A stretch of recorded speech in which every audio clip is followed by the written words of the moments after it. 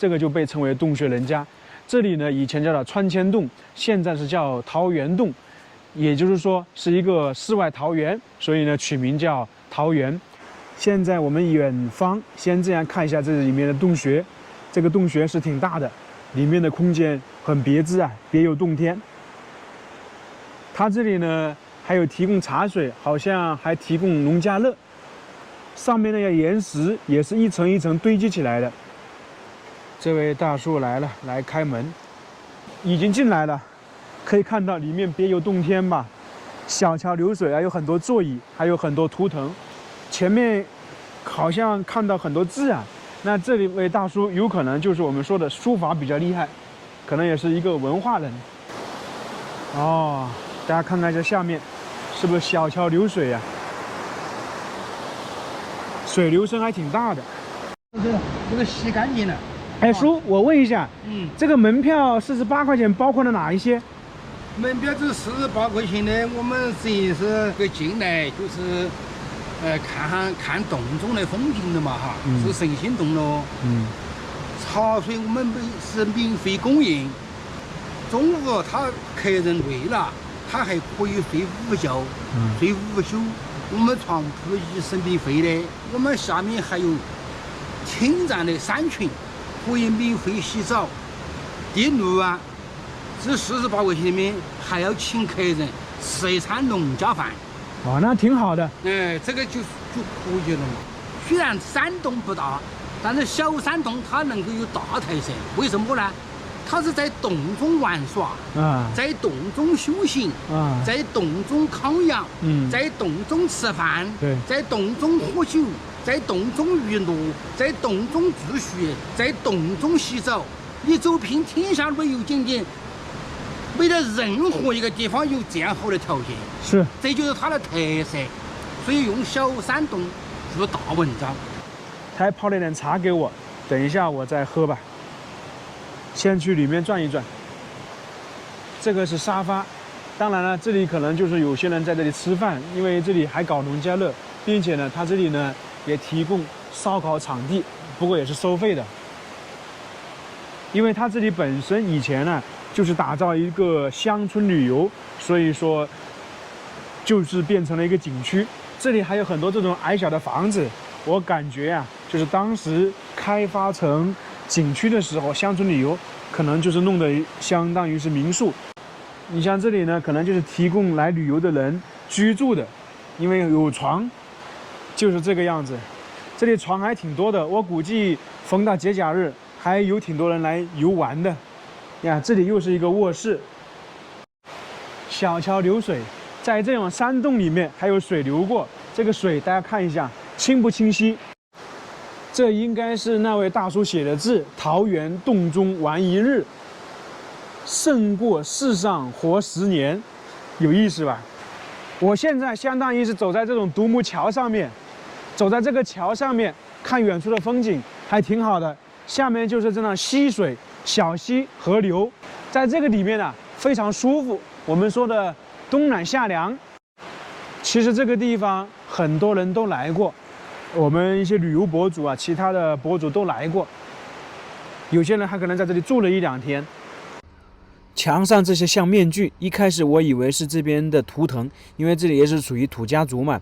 后面问了一下这位大叔，这个是傩戏。后来我再查了一下资料，果然是因为我们江西老家，特别是我们县城，每年都有那个傩戏的表演。一开始还没认出来。这个地方其实还是非常有意思的。人间仙境，世外桃源，冬暖夏凉，四季如春，小桥流水，佛地洞天，天然氧吧，说的都是这个地方。这里就是洞口，给大家展示一个东西。这里有一个石头，石头上面还有个石头，那是不是有一点像一个人坐在这里守卫这个大门，或者说回头看外面的景色，是不是很像？很有意思的一个地方。这个洞穴呢，看起来是比较简单一点点。大家看看这个是什么？这个是床，因为这里提供午休啊，它这个门票包括午休时间，所以呢，大家来的话可以在这里睡觉。你如果晚上在这里住，可能也可以。这个洞穴我估计宽度的话有20米，高度的话有15米左右。这个墙壁上面这些展示的就是傩系的一些文化，在铜仁很多。大家见过这种没有？特别是铜仁古城也有。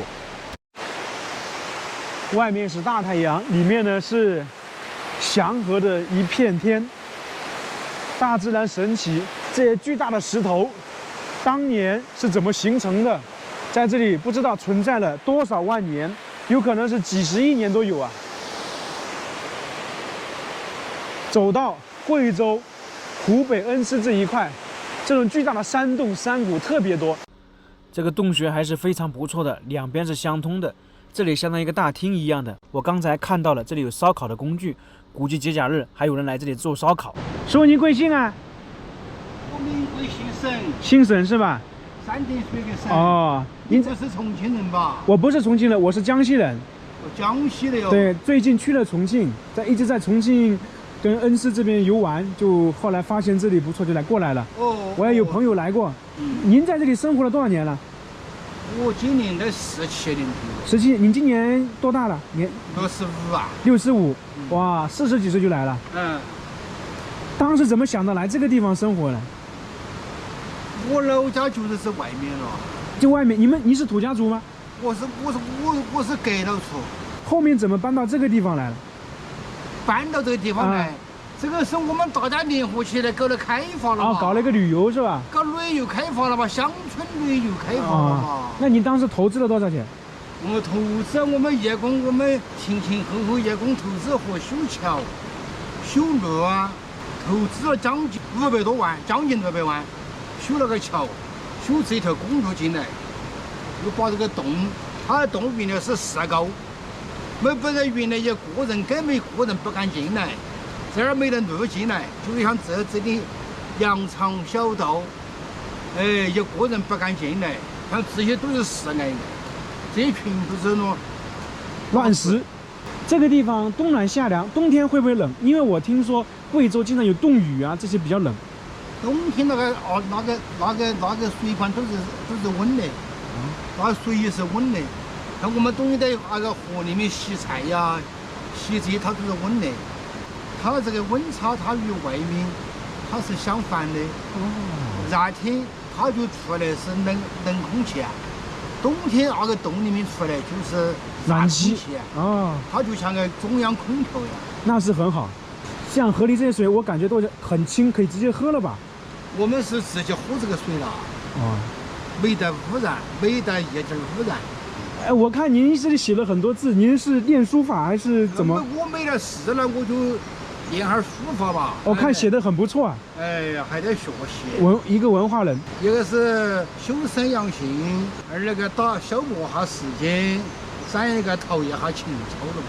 您来讲的话，肯定也是文化人，要不然也不会读书写字。你像很多人说他休闲，他打麻将去了，看手机去了，像您一直在这里写字。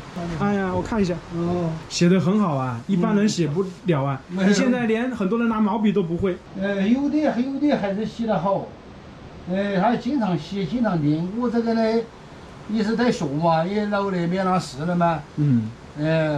他这个也可以锻炼身体。啊，对，锻炼身体啊。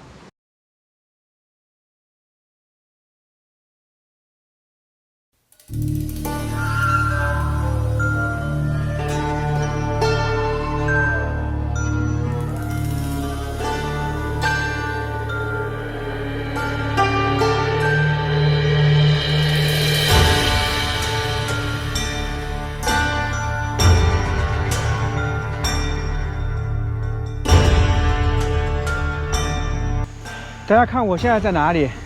也是在大山里面。大家好，我是秋平，我现在在大山深处。大家看我身后有水下来，这个是不是有点像瀑布？我现在站在这个位置呢，是一个崖居。顾名思义啊，就是在一个山洞下面有人住着。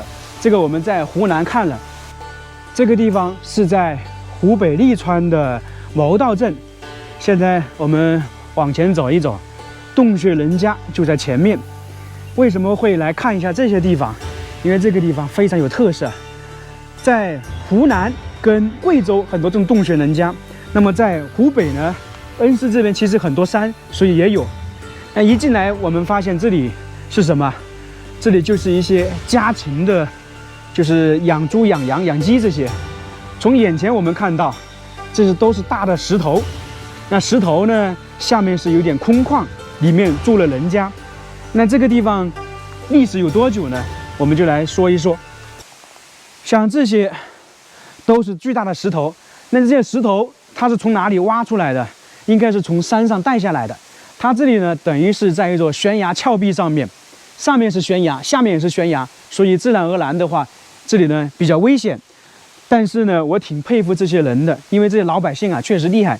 你想一想，这些石头大家看看，基本上长度的话都在1米多，宽度大概20厘米。你想一想，这个可能有几百斤，怎么扛下来的？太了不起了！我们往前面走，这个洞穴人家就在前面。这个地方最早可以追溯到什么时候？就是清朝。为什么会来这些地方呢？就很简单，在古代很多人穷，建不起房子，那就一开始呢就找这些洞穴来居住，因为这个地方最起码可以遮风挡雨。而且呢，比很多房子呢可能还好一点。那么一开始呢，在100多年前，有2兄弟就来到这个地方居住。这些桶大家见过没有？这些桶有2个作用，一个是储存东西的，另外一些呢，古代洗澡嘛，可能就在木桶里面，是女孩子，因为看电视也能够看得到。那最早的话，有2兄弟，他就来到这里。这个里呢，当时是没有房子的，什么都没有，就是一个大的洞穴。但是我们说中国古代人，包括现在辛勤劳动，凭自己的双手，那么房子呢越来越好。那最开始呢，有草屋，因为这个大山里面草跟木头是不缺的，所以就搭起来草屋。然后后面慢慢的就把房子建起来了。看看这里，其实我是很佩服的。这个大家知道吧？这个相当于是什么呢？我们现在很多东西要把它弄碎，有打碎机，但是古代没有。打个比方说，辣椒或者是米要锤烂，就在这个里面放到里面去，然后用那个一个相当于我们说的木锤捶打，这样的话里面的东西就碎可以使用。这个大家不知道见过没有？我们看一下这些房子。那这些房子从地面一直到顶部，然后看到顶部这些很多黑色的，就证明当年在这里呢做饭烟熏的。那这些房子可以看到有砖木，也就是说砖木结构的。那这些房子大概是什么时候建的呢？像这些房子是上个世纪70、80年建的，因为当时来讲的话，这2兄弟在清朝建立这个洞穴，然后传承到大概4代，就传承大概100多年。那么这里最高峰期大概是有10户人家，50口人。但是说句实话，10户人家居住在这里呢，其实还是比较拥挤的。现在是全部锁住了，搬走了。这个地方相当于就是瀑布。那么很多人说这个水源怎么解决？看到没有？这个就是水源。因为这属于大山深处，有很多这种山泉水下来。我们现在往前面看一下，这个门全部都锁住了。那这里呢，以前就是一个村的小组，就跟湖南那个洞穴人家一样的，也相当于是那个有户口的，这里还有店的。这里面我看到了有很多凳子，那这个地方相当于是厨房。通过这个窗户，我们也能看到，因为这个是木头的，那么这个最起码的话有几十年，上个世纪80年代末或90年代开始就是用钢筋了。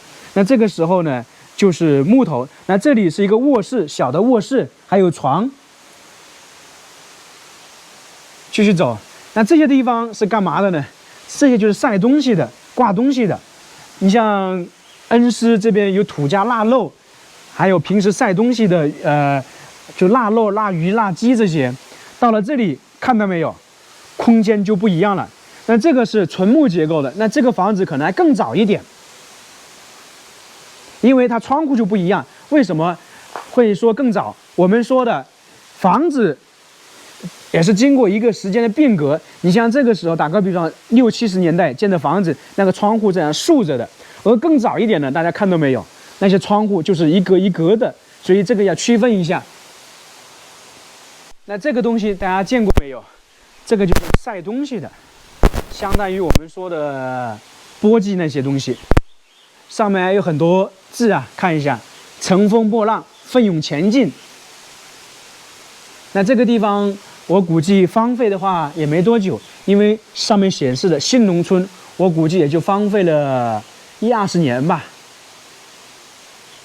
那这里呢，可以明显的看出来，这一个地方应该是一个主户，就是相当于我们说大厅。所以大家不得不佩服劳动人民，在这样一个崖洞下面、洞穴里面建造了这么多房子，而且生活了上百年。那么这上百年是因为是有好几代人，但是呢，有一对夫妻在这里呢生活了60、70年，而且这对夫妻了不起啊，培养了3个大学生，而且是3个博士，所以得佩服这一对夫妻。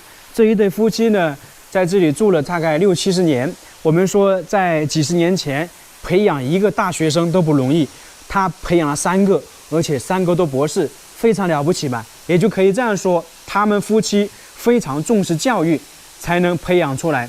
那么他这个3个大学生、3个博士，听说就是网上我看了一下资料，一个是在美国读的博士，一个是在挪威，还有一个是在我们国内，3个博士，非常厉害吧？了不起呀，很佩服他们。也可以这样说，他们3个人也非常爱学习，因为住在这个地方，他们可能也知道知识改变命运，对不对？所以呢，就发愤图强，然后有出息了。我们看一下这个洞穴人家，这个进深的话大概就20米左右，这个长度的话大概1米多，高度的话也就10几米。而且看一下上面这些岩石，大家发现没有？是不是有点像我们常说的腊肉或者是五花肉一样的？这个石头非常好玩。然后这里呢，就是厨房做饭的，烟熏黑的。在这个地方明显能看得出来，这些房子基本是2层。为什么？因为一个是充分利用空间，另外一个就是说人口这么多。当时最高峰的话有50来口人，那么这里呢，自然而然就要增加空间，所以说占了2层。给大家看一个工具，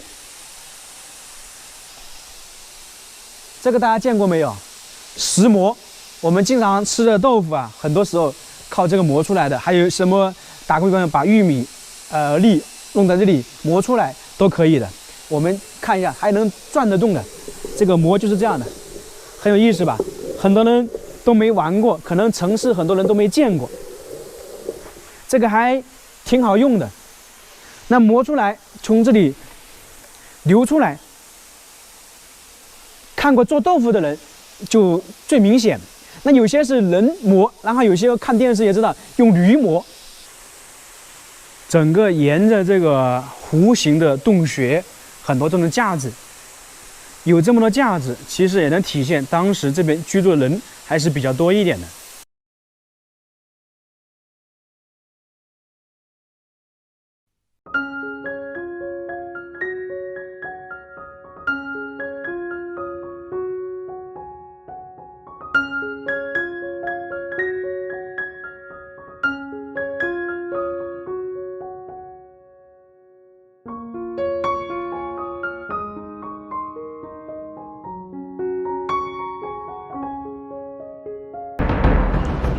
大家好，我是邱平，我现在在湖南大山里面，刚刚从那个湖南的那个延陵啊去永兴县的路上啊，发现一个这样巨大的山洞。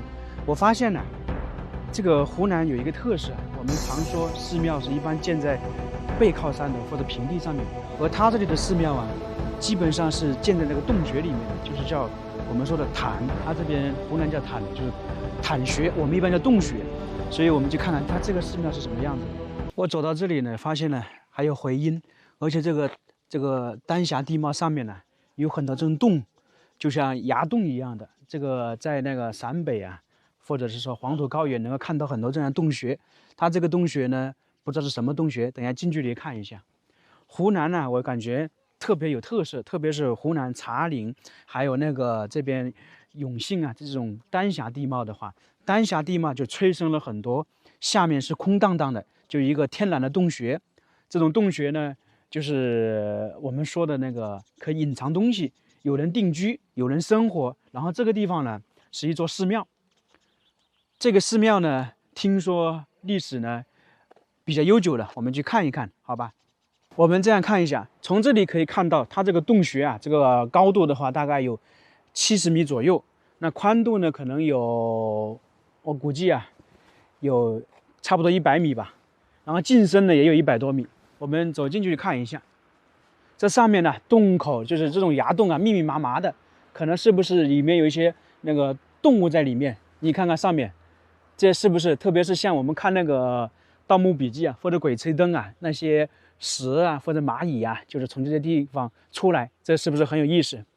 然后这个地方呢，还有一个天然的这种我们说的护城河一样的，回声很大啊，叫做国林寺。国林寺，然后这个地方你看是不是天然的护城河？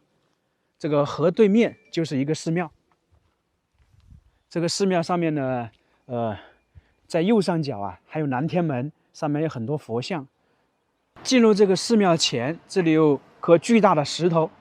这个石头，大家猜是起到什么作用呢？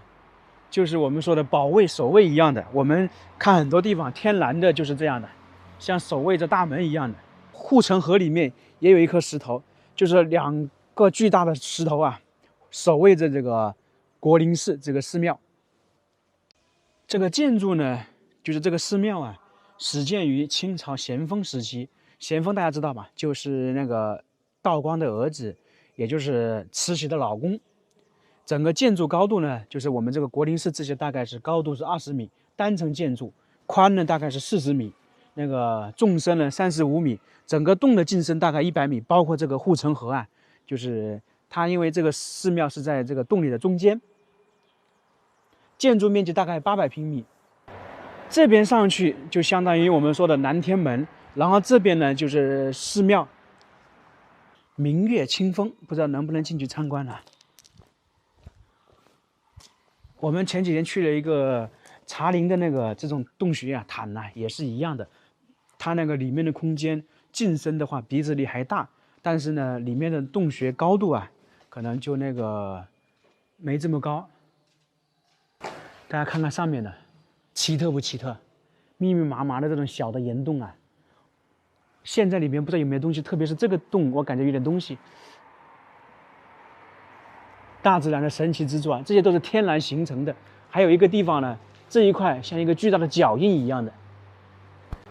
这个天然的护城河其实还挺大的，走上去看看。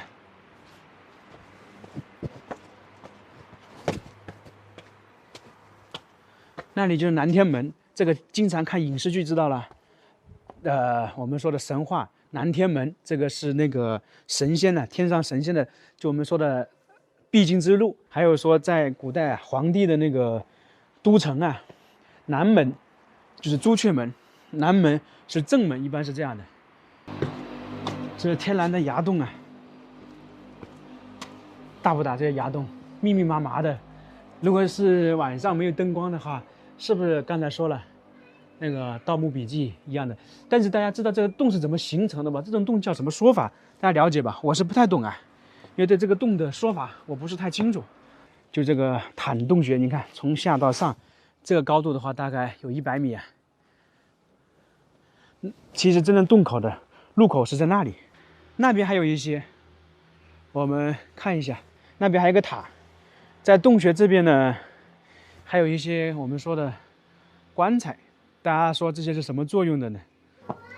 这里是南天门，这个建筑非常有特点。为什么这样讲？白色加洞口这个颜色是不是相辅相成的？看看上面那个这种崖洞密密麻麻的，真的不知道怎么形成的，我真的不太清楚。我们去看一下，那里有个塔，这个塔呢也是有意义的。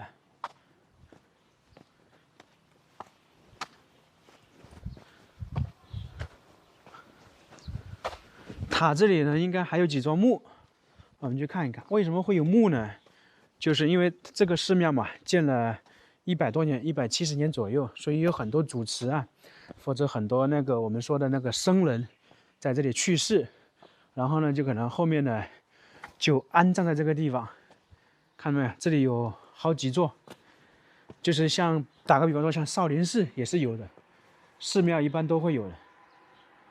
包括我们前几天去的那个叫什么茶陵的那个灵岩古寺啊，也是有的。上面这个洞啊，密密麻麻的，上面这些啊，你看看，还有些像起来像字一样的，好像还真是字哎，但是看不太清楚。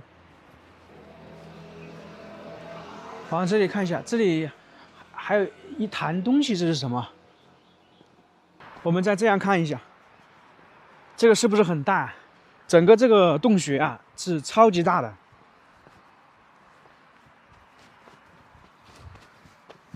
哇，那个地方很有特色，有点像一只动物在那里爬行一样的，大自然神奇啊！在湖南有很多这样的啊，大家可以去看看。反正丹霞地貌的感觉就有点洞穴特别多，所以说很多东西啊充分利用起来了。我们平时说的寺庙，刚才说了，在山里面，而它这个寺庙呢，在洞穴里面，这个很难得吧？其实这种的话，而且它这种寺庙呢，普遍不是太大，包括我们说灵岩古寺也不是太大。南天门在这个上面，为什么会在上面呢？因为我们经常说南天门是在那个神仙居住的地方是在天上，所以呢，它这里呢就比下面这个更高一点，可能是这个说法。